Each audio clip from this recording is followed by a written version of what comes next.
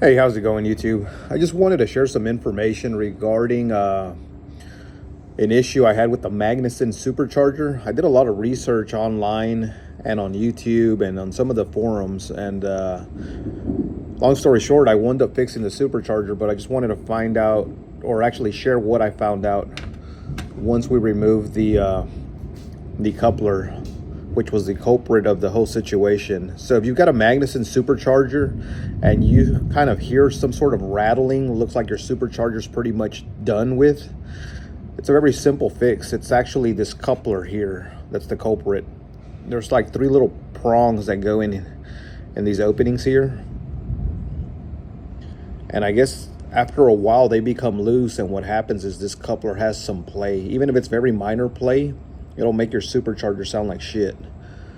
So I did a lot of research. I wound up contacting Superchargers online, and they sell this kit so you can replace this coupler. They send you an upgraded coupler with some oil rings. That's one kit. And then the second kit also sends you the same thing, including these bearings.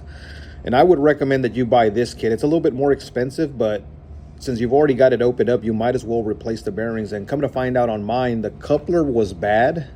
So I got the upgraded coupler, and also the bearing was bad. So I'm glad I did get the upgraded kit.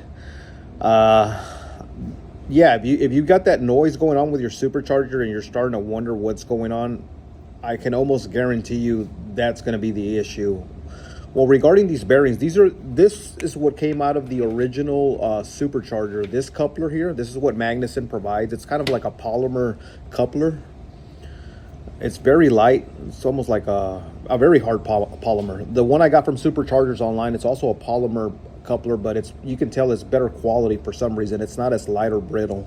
I mean, not that this is brittle, but it just doesn't feel like it's a very good quality coupler in my opinion.